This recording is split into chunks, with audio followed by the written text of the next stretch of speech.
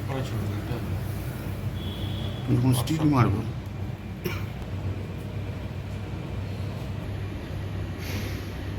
না না লাইট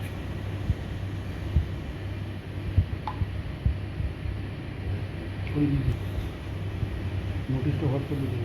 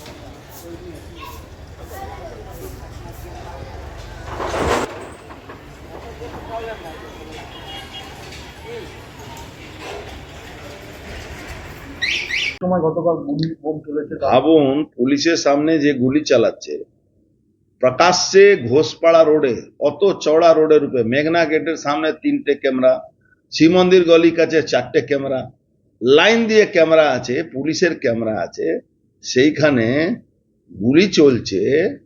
আর পুলিশকে আমি নিজে বলছি কি গুলি চালাচ্ছে আপনারা দেখতে পাচ্ছেন না?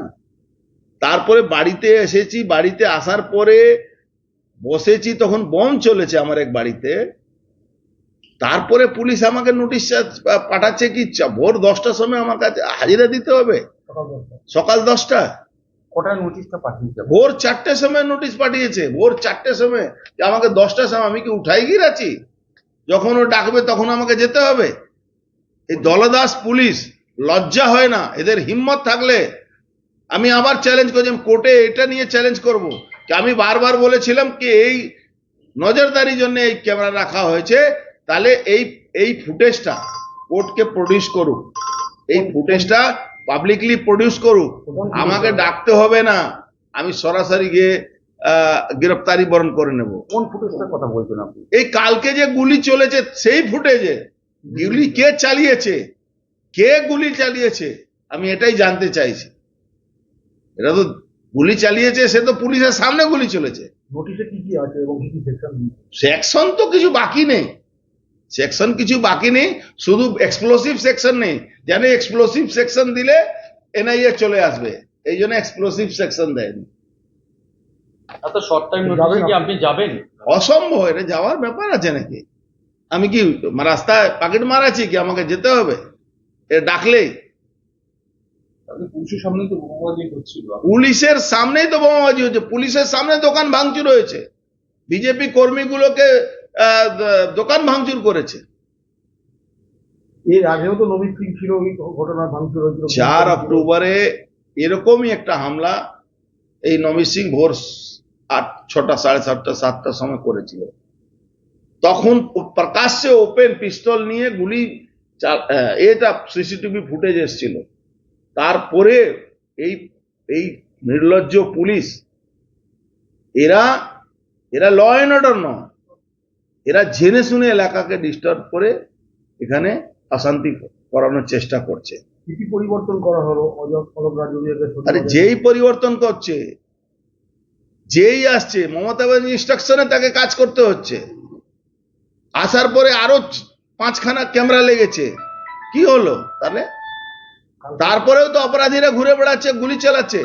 এর 4 অক্টোবরে প্রকাশ্যে সিসিটিভিতে ফুটেজ আমরা দিয়েছিলাম, হ্যাঁ বলো। কি পিস্তলে গুলি ভরে দিচ্ছে, তারপরে কি হলো? কিছু যাচ্ছে সকালবেলা, বিকালবেলা ছাড়া পেয়ে চলে আসছে। এই নবীন সিং তো কাউন্সিলরের ছিলেন, এর আগেও তো মমিত সিং হলো বলির পাঠা, বলির পাঠা ওকে সামনে করছে বারবার, জানে কোনোদিন পাবলিক লিঞ্চিং করে ওকে মেরে ফেলবে। এরাই এরা চায় যে রাস্তায় চলছে তো পাবলিক লিঞ্চিং করে মারবে। এটা কিসের জন্য হলো? কত অত্যাচার, অকল্যান্ড লাইন, মেঘনা গেট, এই আশেপাশে এই আতপুর রেলওয়ে লাইন, সব জায়গা ওর মানে দিন রাত গাঁজা হিরোইন বিক্রি করছে, মানে জুলুম, মানে মানুষের উপরে অত্যাচার করছে, মহিলাদেরকে মারধর করছে। ওর বাড়ি থেকে বম পিস্তল রিকভারি করা হয়েছে, তার সত্ত্বেও এই পুলিশ ওকে মাথায় হাত দিয়ে রেখেছে, ওকে ছেড়ে দিয়েছে। কিন্তু পুলিশ জানে না জগদ্দল থানা লিঞ্চিং এর অনেক ইতিহাস আছে। কিন্তু সামনেই রামনবমী, কিন্তু তার আগে একটা পুলিশের নিষ্ক্রিয়তা আপনি বারবার করে প্রশ্ন করছেন। এত বড় একটা অনুষ্ঠান, তার আগে তো পুলিশ দেখুন, সামনে ঈদ আছে, তারপরে রামনবমী আছে, পুরো এলাকাটাকে ডিস্টার্ব করাবার জন্য এইগুলো সব করা হচ্ছে। কিচ্ছু না। যাতে রামনবমীর অংশ রামনবমী উৎসবটা ডিস্টার্ব হোক, তারপরে ঈদ ডিস্টার্ব হোক, এই জন্যই সব করা হচ্ছে। কালকে বিজেপি এটা পুলিশ করাচ্ছে। কালকে বিজেপির পক্ষ থেকে বলা হয়েছে 42টা জায়গায় হামলা হতে পারে রামনবমীতে। এখানে আর- কি আশঙ্কা করছেন? তার মধ্যে তো আগেই শুরু হয়ে গেল, এখানে তো আগেই শুরু হয়ে গেল। তাহলে আপনি কি বলছেন, ইন্টেনশন আছে? পুরো তাহলে প্রি প্ল্যানিং। আমি একটা টিভি ক্যামেরাতে বলেছিলাম না কি শুভেন্দু অধিকারীকে খুন করার পরিকল্পনা করছেন মমতা ব্যানার্জি, প্রকাশ্যে টিভি ক্যামেরাতে দাঁড়িয়ে বলেছিলেন। আর এটাও বলেছিলাম মমতা ব্যানার্জির বিরুদ্ধে কেস খাওয়ার জন্য রেডি থাকতে হবে। তো দেখুন, ওই বলেছি, পরের দিন এই ঘটনাটা ঘটছে। পুরো স্পষ্ট দেখা যাচ্ছে সিসিটিভি ক্যামেরাতে অর্জুন সিংয়ের পাশে সাদা জামা পরে একটি ছেলে, যার হাতে ফায়ার আর্মস, সে সেই ফায়ার আর্মসটা অর্জুনের পাশ থেকে বার করে সে গুলি চালায় এবং পরবর্তীকালে সেই ফায়ার আর্মসটা যখন সে লোকাতে যায়, যখন পুলিশ বাহিনী সেখানে পৌঁছে যায়, সেটাও দেখা যাচ্ছে স্পষ্ট। এবং সাধারণ মানুষের দাবি যে অর্জুন সিং নিজে হাতে কালকে রাতে সেখানে গুলি চালিয়েছে, সেটারও খতিয়ে দেখা হচ্ছে।